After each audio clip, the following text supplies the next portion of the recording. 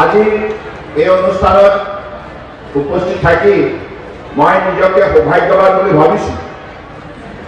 এইভাবে আমাৰ খিলঞ্জীয়া ভূমিপুত্ৰসকলৰ কৃষ্টি সংস্কৃতি কিমান সুন্দৰ আৰু এই অপৰূপ দৃশ্য আজি মই জোনাইত পদাৰ্পণ কৰিয়ে আহি থকা যিটো পথত যিমানবিলাক দৃশ্য দেখিলোঁ, গাঁৱে গাঁৱে এই জাতীয় উৎসৱ আলি আই লৃগাং ৰাইজে অত্যন্ত উলহ মালৰে শ্ৰদ্ধা ভক্তিৰে আয়োজন কৰিছে, উদযাপন কৰিছে। ৰাজপথতো দীঘলীয়া শাৰী শাৰীকৈ আমাৰ সাংস্কৃতিক শোভাযাত্ৰা বিভিন্ন গাঁৱে আজি দৃঢ়তাৰে তেখেতসকলে সুন্দৰভাৱে উলিয়াইছে আৰু বাৰে অসমীয়া কৃষ্টি সংস্কৃতিৰ যি সৌন্দৰ্য ইয়াক সুন্দৰভাৱে প্ৰদৰ্শন কৰিছে। গতিকে সেইবাবে হয়তো অসমৰ এই উপৰূপ দৃশ্য চাবৰ বাবে বিশ্বৰ বিভিন্ন প্ৰান্তৰ পৰা পৰ্যটকসকল আহে। আজি কৃষিভিত্তিক এই উৎসৱ আয়োজন কৰি মিচিং সমাজে সংকল্প লৈছে যে আগন্তুক দিনত আজু ককাৰ মাটিডৰা দৃঢ়তাৰে কঠোৰ পৰিশ্ৰমৰ সাধনাৰ যোগেদি উৎপাদন বৃদ্ধি কৰি উপাৰ্জন বৃদ্ধি কৰাৰ নিমিত্তে যি দৃঢ়তাৰে কাম কৰাৰ প্ৰয়োজনীয়তা আছে, ইয়াৰ বাবে হয়তো সকলোৱে গাঁৱে গাঁৱে আজি উঠি অহা চামটোক গোটেই দৃশ্যটো প্ৰত্যক্ষ কৰাৰ বাবে আৰু উদ্বুদ্ধ কৰাৰ বাবে ভক্তিভাৱে এই উৎসৱ আয়োজন কৰিছে। মই বিশ্বাস ৰাখিছোঁ অসমীয়া জাতিৰ প্ৰতিটো জনগোষ্ঠীয়ে যদি এনেধৰণে নিজৰ কৃষ্টি সংস্কৃতি ৰীতি নীতি ভাষা সাহিত্য আৰু সভ্যতা জীয়াই ৰখাৰ নিমিত্তে নিষ্ঠাৰে এই ক্ষেত্ৰত উদ্যোগ লয়, তেতিয়াহ'লে এই জাতি বিশ্বৰ বুকুত কেতিয়াও নিশ্চিত হ'ব নোৱাৰে। এই জাতিয়ে নিজৰ ঐতিহ্য, নিজৰ সংস্কৃতি, নিজৰ উপৰি পুৰুষৰ পৰম্পৰা ৰক্ষা কৰি মৰ্যাদা সহকাৰে বিশ্বৰ বুকুত নিজৰ দক্ষতা প্ৰদৰ্শন কৰিবলৈ সক্ষম হ'ব। আজি মই এই অনুষ্ঠানলৈ আহি দুটিমান কথা মোক স্থানীয় বিধায়কে জনাইছে যে এই অঞ্চলৰ বহু লোকৰ মাটিৰ পট্টা নাই। গতিকে মিচিং সমাজৰ লগতে খিলঞ্জীয়া ভূমিপুত্ৰসকলে যাতে আগন্তুক দিনত মাটিৰ পট্টা নিশ্চিতভাৱে পাব পাৰে, ইয়াৰ বাবে চৰকাৰে সংকল্প লৈছে আৰু আগন্তুক নিশ্চিতভাৱে আপোনালোকৰ হাতত মাটিৰ পট্টা তুলি দিয়া হ'ব। আমাৰ চৰকাৰতে আমি প্ৰথমবাৰৰ বাবে স্বাধীনতা যোৱা 70 বছৰে অসমৰ বহু জিলা এতিয়াও ছাৰ্ভে হোৱা নাই। ছাৰ্ভে নোহোৱাৰ বাবে আজি যুগ যুগ ধৰি যিবিলাক পৰিয়াল সেই অঞ্চলত বসবাস কৰি আছে, তেখেতসকলে সেই সাংবিধানিক দলিল পাবৰ বাবে আজি সুবিধা লাভ কৰা নাই। সেইবাবে চৰকাৰৰ তৰফৰ পৰা আমি যোৱা 13 বছৰ আগতে বৰ্ম কমিশ্যন গঠন কৰি এই কথাবিলাকে অসমৰ 33খন জিলাত পৰীক্ষা নিৰীক্ষা কৰিবৰ বাবে আমি তেখেতসকলক বিশেষভাৱে দায়িত্ব অৰ্পণ কৰিছোঁ আৰু তেখেতসকলেও সেই দায়িত্ব বিভিন্ন জিলালৈ গৈ সূক্ষ্মভাৱে গোটেই বিষয়টো পৰীক্ষা নিৰীক্ষা কৰি আমাক প্ৰতিবেদন দাখিল কৰিছে। আৰু এতিয়া চৰকাৰে ভূমিৰ নীতি সুনিৰ্দিষ্টভাৱে গঠন কৰি আগন্তুক দিনত আমাৰ খিলঞ্জীয়া ভূমিপুত্ৰ যাতে কোনো অসমৰ বুকুত ভূমিহীন হৈ নাথাকে, ইয়াৰ প্ৰতি লক্ষ্য ৰাখি আমি মাটিৰ পট্টা দিয়াৰ সিদ্ধান্ত গ্ৰহণ কৰিছোঁ। আৰু এই বছৰতে আমি 1 লাখ আমাৰ ভূমিহীন খিলঞ্জীয়া ভূমিপুত্ৰৰ হাতত মাটি তুলি দিয়াৰ আমি সিদ্ধান্ত গ্ৰহণ কৰিছোঁ। ফ্ৰণ্ট ৰাইজ ভাৰতীয় জনতা পাৰ্টীৰ নেতৃত্বাধীন মিত্ৰজোঁটৰ চৰকাৰখনে আগন্তুক দিনত অসমৰ বুকুত যিমান সংখ্যক খিলঞ্জীয়া ভূমিপুত্ৰ আছে কোনোৱে যাতে দুৰ্বল হৈ নাথাকে, প্ৰতিটো পৰিয়াল সামাজিকভাৱে নিৰাপত্তা লৈ অৰ্থনৈতিকভাৱে দৃঢ়তাৰে উন্নয়নৰ দিশত আগুৱাই যাব পাৰে, ইয়াৰ প্ৰতি লক্ষ্য ৰাখি আপোনালোকে লক্ষ্য কৰিছে আমাৰ যোৱা যিমানবিলাক বাজেট আমি প্ৰস্তুত কৰিছোঁ, এই বাজেটত আমি বিভিন্ন ধৰণে খিলঞ্জীয়া ভূমিপুত্ৰসকলক শক্তিশালী কৰাৰ মানসিকতাৰে বিভিন্ন আঁচনি হাতত লৈছোঁ। ফ্ৰম ৰাইজ আপোনালোকে এই কথা নিশ্চিত হৈ থাকিব, এইখন অসম আমাৰ খিলঞ্জীয়া ভূমিপুত্ৰসকলৰ, এইখন অসমত আগন্তুক দিনত খিলঞ্জীয়া ভূমিপুত্ৰসকলে ৰাজত্ব চলাব। ইয়াত কোনো বিধিহে গ্ৰাস কৰিব নোৱাৰে, কোনো বিধিহে আমাৰ ওপৰত প্ৰভুত্ব চলাব নোৱাৰে। এই কথা নিশ্চিত। এইখিনি কাম সুনিৰ্দিষ্টভাৱে কৰাৰ নিমিত্তে আগন্তুক দিনত উঠি অহা ল'ৰা ছোৱালীবিলাকে, বিশেষকৈ ছাত্ৰ ছাত্ৰীসকল, যুৱক যুৱতীসকলে এটি কথাত দৃঢ়তা প্ৰদৰ্শন কৰিব লাগিব কৰ্মভূমিত, যে আমি যি কাম কৰিম দৃঢ়তাৰে কৰিম, নিষ্ঠাৰে কৰিম, সততাৰে কৰিম আৰু কঠোৰ পৰিশ্ৰমৰ দ্বাৰা আমাৰ ভৱিষ্যত নিৰ্মাণ কৰিম। গতিকে সেইবাবে মিচিং সম্প্ৰদায় পৰিশ্ৰমী এটি সম্প্ৰদায় হিচাপে অসমৰ বুকুত খ্যাত। গতিকে এই সম্প্ৰদায় পুত্ৰ কন্যাই আগন্তুক দিনত এইখিনি সংকল্প ল'ব লাগিব। আমি কেৱল অসমৰ বুকুতে সীমাবদ্ধ হৈ নাথাকোঁ, আমি ভাৰতবৰ্ষৰ লগতে বিশ্বৰ মানচিত্ৰত আমাৰ প্ৰভুত্ব বিস্তাৰ কৰাৰ বাবে আমি বিশ্বজয় কৰাৰ যাত্ৰাত আমি দৃঢ়তাৰে আগুৱাই যাম। ইয়াৰ বাবে শিক্ষা গ্ৰহণ কৰিব লাগিব।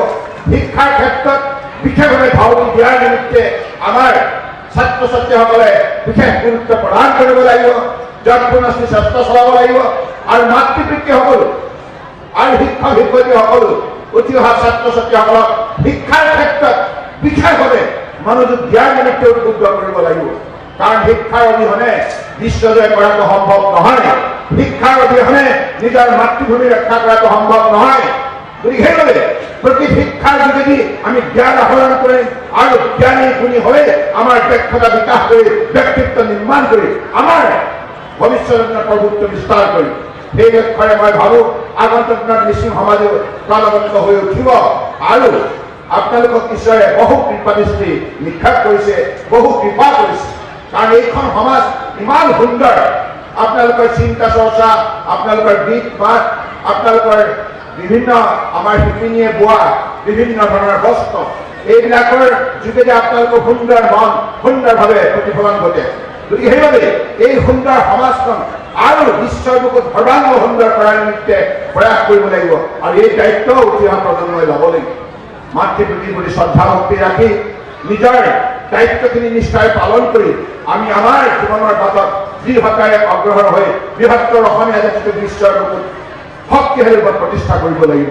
গতিকে সেইবাবে মই বিশ্বাস ৰাখিছোঁ যে আগন্তুক দিনত এইখিনি কথা আমি সবল ৰূপত প্ৰতিষ্ঠা কৰাৰ বাবে সকলোৱে মিলিত প্ৰচেষ্টাৰে আগুৱাই যাম আৰু ইয়াৰ বাবে সমাজত শান্তি সম্প্ৰীতি ভাতৃত্ববোধৰ বন্ধুত্ব জীয়াই ৰাখিব লাগিব আৰু আমাৰ সমাজত যিমানবিলাক অপসংস্কৃতি আছে, সামাজিক ব্যাধি আছে, অন্ধবিশ্বাস আছে, এইবিলাকৰ বিৰুদ্ধে বিজ্ঞানসন্মতভাৱে সমাজত জনমত শক্তিশালী ৰূপত গঢ় দি আমাৰ সমাজখন সকলো সময়তে পৰিষ্কাৰভাৱে ৰখাৰ দায়িত্ব আমি সমূহীয়াভাৱে ল'ব লাগিব।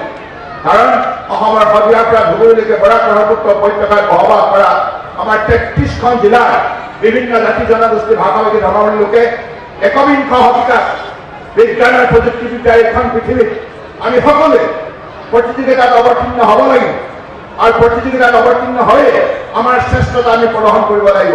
গতিকে প্ৰতিটো প্ৰতিযোগিতাত সুখ্যাতিৰে উত্তীৰ্ণ হ'ব লগা হ'লে আমি তেনেধৰণে উঠি অহা প্ৰজন্মক প্ৰস্তুত কৰিব লাগিব, তেখেতক তেনেধৰণে ঘৰুৱা শিক্ষা প্ৰদান কৰিব লাগিব, নীতি শিক্ষা প্ৰদান কৰিব লাগিব, যাতে প্ৰতিগৰাকী ছাত্ৰ ছাত্ৰী একোগৰাকী আদৰ্শ ব্যক্তি হিচাপে গঢ় লৈ উঠে। কাৰণ ভাল মানুহৰ যোগেদিয়ে ভাল সমাজ আমি গঢ় দিব পাৰোঁ, ভাল মানুহৰ যোগেদি ভাল পৰিৱেশ নিৰ্মাণ কৰিব পাৰোঁ। গতিকে সেইবাবে এতিয়া যুগৰ আহ্বান যে মাতৃপিতৃসকলে নিজৰ পুত্ৰ কন্যাক আধ্যাত্মিক শিক্ষাৰে তেখেতসকলক অধিক অনুভূতিশীল কৰি ৰাখি মানৱীয় চেতনা শক্তি প্ৰদান কৰি মানুহে মানুহৰ বাবে মানৱীয় অনুভূতিৰে কাম কৰাৰ নিমিত্তে উদ্বুদ্ধ কৰি তুলিব লাগিব। গতিকে আজি এই শুভক্ষণত মই আৰু বেছি দীঘলীয়া কৰিব বিচৰা নাই। মই কেৱল এই অঞ্চলৰ আমাৰ মাননীয় সাংসদ লখিমপুৰ লোকসভা সমষ্টিৰ প্ৰধান বৰুৱা ডাঙৰীয়া আৰু স্থানীয় বিধায়ক ভুৱন পেগু ডাঙৰীয়াই মোক জনালে যে এই অনুষ্ঠানটোৰ বাবে ইয়াত প্ৰায় 40 বিঘা মাটি তেখেতসকলে অসম চৰকাৰৰ সন্মুখত ৰাখি আগন্তুক দিনত এই অঞ্চলত এটা ডাঙৰ ৰাজহুৱা অনুষ্ঠান গঢ় দিয়াৰ নিমিত্তে তেখেতে আগ্ৰহ প্ৰকাশ কৰিছে। গতিকে মই ভাবোঁ যে এই অঞ্চল আগন্তুক দিনত অসমৰ বুকুতে এটা অধিক গুৰুত্বপূৰ্ণ অঞ্চল হিচাপে গঢ় দিয়াৰ নিমিত্তে অসম চৰকাৰৰ তৰফৰ পৰাও ইয়াত এটা সাংস্কৃতিক ক্ষেত্ৰ গঢ় দিয়াৰ নিমিত্তে প্ৰয়াস কৰা হ'ব। আৰু এই কথাখিনি আমি চূড়ান্ত সিদ্ধান্ত লোৱাৰ প্ৰাক মুহূৰ্তত স্থানীয় সাংসদ প্ৰধান বৰুৱা ডাঙৰীয়া আৰু স্থানীয় বিধায়ক ভুৱন পেগু ডাঙৰীয়াৰ সৈতে আমি আলোচনাত মিলিত হ'ম। আৰু তেখেতসকলেও ইয়াৰ বিভিন্ন যিবিলাক মিচিং আমাৰ জাতীয় সংগঠন আছে, ছাত্ৰ সংগঠন আছে, সাহিত্য সংগঠন আছে, মহিলা সংগঠন আছে, সকলোৰে লগত আলাপ আলোচনা কৰি অসম চৰকাৰৰ হাতত যদি প্ৰস্তাৱ দিয়ে নিশ্চিতভাৱে আমি কাৰ্যকৰী ৰূপ দিয়াৰ বাবে আমি যৎপৰোনাস্তি চেষ্টা চলাম। আৰু এই ক্ষেত্ৰত বিভাগৰ মন্ত্ৰী নৱকুমাৰ দলে ডাঙৰীয়াই বিশেষ দায়িত্ব বহন কৰিব। গতিকে সেই কথাকে কৈ মই আজি পুনৰ এই মহাস্তৰত সমবেত হোৱা সকলোৱে শ্ৰীচৰণত মূৰ দোৱাই এই পবিত্ৰ আলি আই লৃগাঙত দিনাখন অসম চৰকাৰৰ হৈ আপোনালোকৰ শ্ৰীচৰণৰ প্ৰতিবাদ যাচিছোঁ আৰু সকলোৱে আশীৰ্বাদ বিচাৰিছোঁ। এই পৰঞ্চলৰ ৰাইজ আপোনালোকে আশীৰ্বাদ দিয়ক যাতে আমি অসমৰ বুকুত ৩ কোটি ৩০ লক্ষ মানুহক দৃঢ়তাৰে ভাৰতবৰ্ষৰ বুকুত আগুৱাই নিব পাৰোঁ আৰু বিশ্বৰ বুকুত অসমক এখন আকৰ্ষণীয় ৰাজ্য হিচাপে গঢ় দি অসমৰ উঠি অহা প্ৰজন্মক বিশ্বৰ বুকুত শক্তিশালী প্ৰতিষ্ঠা কৰিব পাৰোঁ। এইখিনি কথাকে কৈ মই পুনৰবাৰ এই অনুষ্ঠানৰ লগত জড়িত হোৱা প্ৰতিগৰাকী ব্যক্তিৰ প্ৰতি শ্ৰদ্ধা আৰু কৃতজ্ঞতা জনাই আগন্তুক দিনত অসম উন্নয়নৰ দিশত দৃঢ়তাৰে আগুৱাই যাব। অসমে ভাৰতবৰ্ষৰ ২৯খন ৰাজ্য ৭খন কেন্দ্ৰীয় শাসিত অঞ্চলৰ ভিতৰত শ্ৰেষ্ঠ ৰাজ্য হিচাপে আগন্তুক দিনত প্ৰতিষ্ঠা লাভ কৰিব। এতিয়া অসম বৃহত্তৰ উন্নয়নৰ দিশত আগবাঢ়ি গৈছে। সেইবাবে অসমৰ উন্নয়নৰ প্ৰতি যিবিলাকে ঈৰ্ষা কপট ভাৱ মনত পুহি ৰাখিছে সেইসকলে অসমৰ পৰিৱেশ বিনষ্ট কৰাৰ বাবে নানা ধৰণৰ অপচেষ্টা আৰু ষড়যন্ত্ৰ চলাইছে। এনেধৰণৰ অপচেষ্টা আৰু ষড়যন্ত্ৰৰ বিৰুদ্ধে আপোনালোকে ঐক্যবদ্ধভাৱে থিয় হ'ব লাগিব, ইয়াক প্ৰতিহত কৰিব লাগিব আৰু ভৱিষ্যতৰ প্ৰজন্ম উঠি অহা ছাত্ৰ ছাত্ৰীসকলৰ মংগলাৰ্থে তেখেতসকলৰ উজ্জ্বল ভৱিষ্যতৰ বাবে সকলোৱে মিলি আমি অসমৰ বুকুত শান্তি সম্প্ৰীতি ভাতৃত্ববোধ বন্ধুত্ব অটুট ৰাখি অসমৰ জয়যাত্ৰা অব্যাহত ৰাখিব লাগিব। তাকেই কামনা কৰি পুনৰবাৰ সমবেত সমূহ ৰাইজৰ শ্ৰীচৰণৰ মূৰ দোৱাই সকলোৱে আশীৰ্বাদ বিচাৰি মই মোৰ বক্তব্য সামৰিলোঁ। ধন্যবাদ। জয় অসম, জয় হিন্দ।